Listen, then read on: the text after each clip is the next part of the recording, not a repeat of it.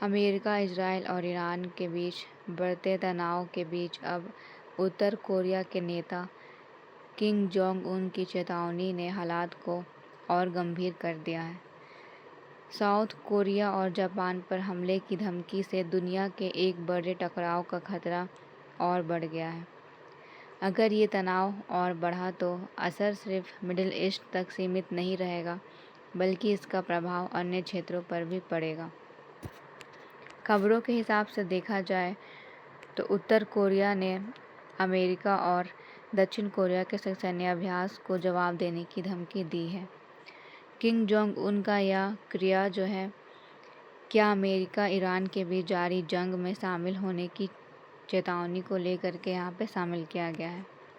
जैसे कि यहाँ पे देखा जाए तो अब किम जोंग का यहाँ पे प्रवेश ये दर्शाता है कि ये जो युद्ध है वो अब एक भयंकर रूप लेने वाला है।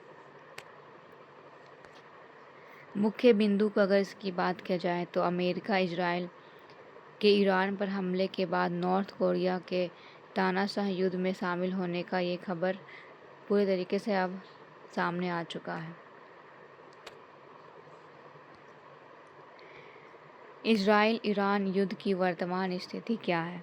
जैसे कि देखा जाए तो अभी इजरायली हमले यहाँ पे बिल्कुल व्यापक हैं। इजराइल ने ईरान के खिलाफ व्यापक स्तर पर हमले शुरू किए हैं, जिसमें तेहरान और अन्य जितने भी महत्वपूर्ण बुनियादी जितने भी ढांचा है उन सारे ढांचाओं को निशाना बनाया जा रहा है। इजराइल का दावा है कि उसने ईरान के लगभग जो है 70% मिसाइलें लॉन्चर को नष्ट कर दिया है। ईरान की जवाबी कार्रवाई अगर देखा जाए तो वो भी यहाँ पे बिल्कुल टक्कर में है। ईरान ने इजराइल पर कई मिसाइलें और ड्रोन दागे हैं। जहाँ दुबई जो हवाई अड्डे हैं वहाँ पे भी ड्रोन से हमले किए गए थे। उसके बाद फिर वहाँ के जितने भी उड़ानें हैं उसे रोकनी पड़ी थी। अमेरिका की अगर भूमिका देखी जाए तो सबसे अहम भूमिका इजराइल के साथ में इसका देखा गया है, क्योंकि दोनों देश जो है लगभग यहाँ पे एक साथ मिल कर के ईरान के साथ में यहाँ पर युद्ध कर रहे हैं। अमेरिकी राष्ट्रपति डोनाल्ड ट्रंप ने दावा किया है कि ईरान पूरी तरीके से अब जो है पराजित हो चुका है। हालांकि यहाँ पे ईरानी अधिकारियों ने जंग जारी रखने की यहाँ पे कसम खाई हुई है। उत्तर कोरिया का तनाव अब यहाँ पे उत्पन्न हो जाता है। जैसे कि मिडिल ईस्ट में जारी इस युद्ध के बीच में अब किम जोंग उन ने पूर्वी एशिया में मोर्चा जो है उसे अब पूरी तरीके से खोल दिया है। उन्होंने अपना यहाँ पे मिसाइल परीक्षण करके अपनी मौजूदगी को यहाँ पे दर्शाया है। उत्तर कोरिया ने शनिवार को 14 मार्च को 10 बैलिस्टिक मिसाइलें जो है उसे दागी, जो जापान के पास जा कर के गिरी। इसे अमेरिका और दक्षिण कोरिया के संयुक्त सैन्य अभ्यास फ्रीडम शील्ड के जवाब के तौर पर देखा गया है। जापान और दक्षिण कोरिया को यहाँ पे जो चेतावनी दी गई है, जैसे कि यहाँ पे किम जोंग उन ने अपनी बेटी के साथ में परमाणु रॉकेट लॉन्चरों के परीक्षण का यहाँ पे निरीक्षण किया। साथ में उन्होंने दक्षिण कोरिया को पूरी तरीके से तबाह करने की धमकी भी दी है। साथ में उन्होंने केवल दक्षिण कोरिया को ही नहीं बल्कि अमेरिका को भी धमकी दी है। जैसे कि किम जोंग ने यहाँ पे कहा है कि अमेरिका को शत्रुतापूर्ण नीति छोड़ने की यहाँ पे बात की गई है। साथ में यहाँ पे जो परमाणु हथियारों के जरिए अपनी सैन्य शक्ति का जो प्रदर्शन करके तनाव जो बढ़ रहा है उस पर भी यहाँ पे बोला गया है। अब हम लोग बात करेंगे उत्तर कोरिया के प्रवेश से ईरान पर क्या प्रभाव पड़ेगा। जैसे कि अगर देखा जाए तो उत्तर कोरिया लगभग जो है यहाँ पे ईरान को सहयोग कर रहा है। दोनों देशों के बीच में संबंध जो है वो यहाँ पे अच्छे देखे गए हैं। मिसाइल और साथ में जो हथियार आपूर्ति है इसमें उत्तर कोरिया सबसे अहम भूमिका अदा करता है। उत्तर कोरिया ने ईरान को मिसाइली तकनीक का प्रमुख आपूर्तिकर्ता के रूप में अपने आप को शामिल किया है। इजराइल और अमेरिका के खिलाफ ईरान को आधुनिक मिसाइल प्रदान करने की तैयारी वे कर रहे हैं। प्रॉक्सी समूहों को समर्थन जैसे कि अगर बात किया जाए तो उत्तर कोरिया जो है पहले से ही हिजबुल्ला और हमास जैसे समूहों को सुरंग बनाने की जो तकनीक है या फिर जो हथियार है वो यहाँ प्रदान करता आ रहा है। इस प्रकार वो प्रॉक्सी समूहों को भी शुरू से ही समर्थन यहाँ पे दे रहा है। ईरानी नेतृत्व का समर्थन, जैसे कि उत्तर कोरिया ने हाल ही में ईरान के प्रमुख जो सर्वोच्च नेता है मोज्तबा खामनेई, इसकी नियुक्ति का भी समर्थन किया था। नई एक्सेस का निर्माण, जैसे कि उत्तर कोरिया, ईरान और रूस के बीच बढ़ता सैन्य संगठन पश्चिमी देशों के लिए एक बड़ी खतरा यहाँ पे बन सकता है। ये एक बड़े युद्ध का यहाँ पे निशाना शामिल है। नागरिकों की सुरक्षा का मुद्दा जो है इसे भी उठाया गया है। किंग जोंग उन ने यहाँ पे कड़ी चेतावनी दी है कि यदि ईरान में मौजूद किसी भी उत्तर कोरिया जो यहाँ पे नागरिक है उसे अगर नुकसान पहुँचता है फिर तुरंत जो है युद्ध उसमें शामिल हो जाएगा।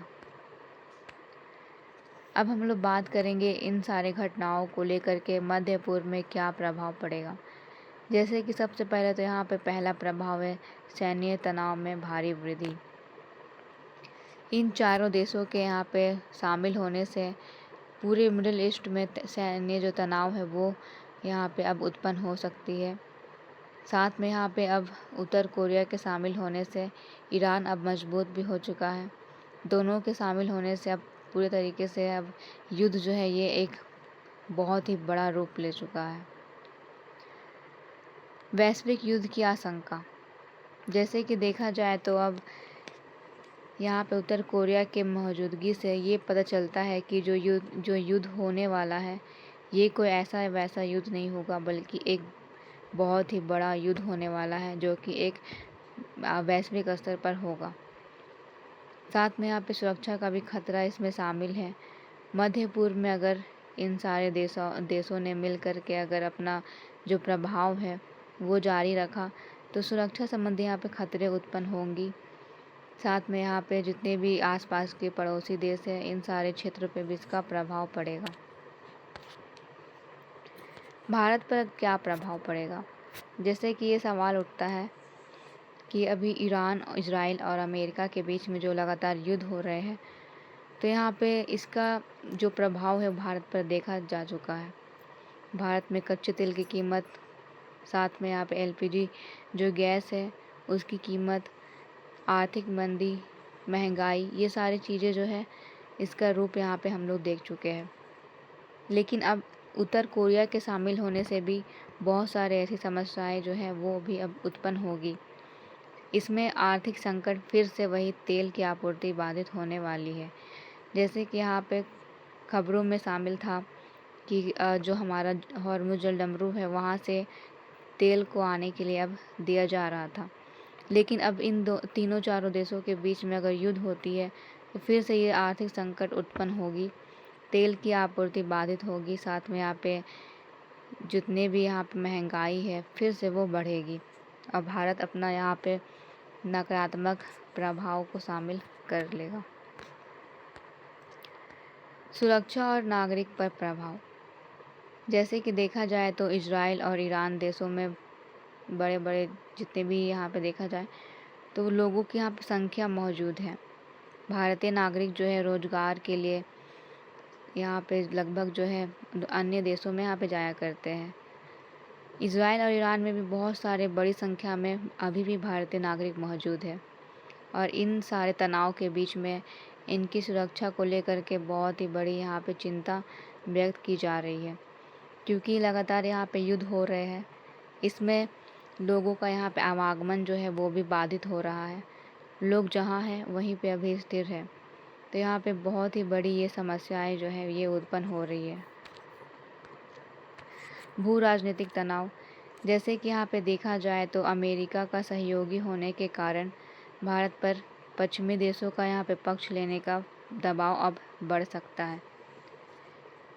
आए दिन खबर में देखा गया है कि किस तरीके से भारत जो है अमेरिका के साथ यहाँ पे समझौते किए थे। यहाँ पे इन दोनों देशों के बीच में लगातार समझौते हुए हैं, जिसमें यहाँ पे अब अमेरिका का समर्थक बन चुका है भारत। अब इसके वजह से यहाँ पे अमेरिका का सहयोगी होने के कारण भारत को उसकी पक्ष भी लेनी पड़ेगी, और ये पक्ष जो है लगातार यहाँ पे अब दबाव भी उत्पन्न कर सकता है। इसका नकारात्मक प्रभाव ये पड़ेगा कि इजराइल और ईरान से भारत की यहाँ पे देखा जाए जो यहाँ पे दोस्ती है वो अब बाधित होगी। ईरान जो है लगभग भारत को बहुत सारे क्षेत्रों में सहयोग करता है। तेल के क्षेत्र में भी ईरान से भारत में तेल आते हैं।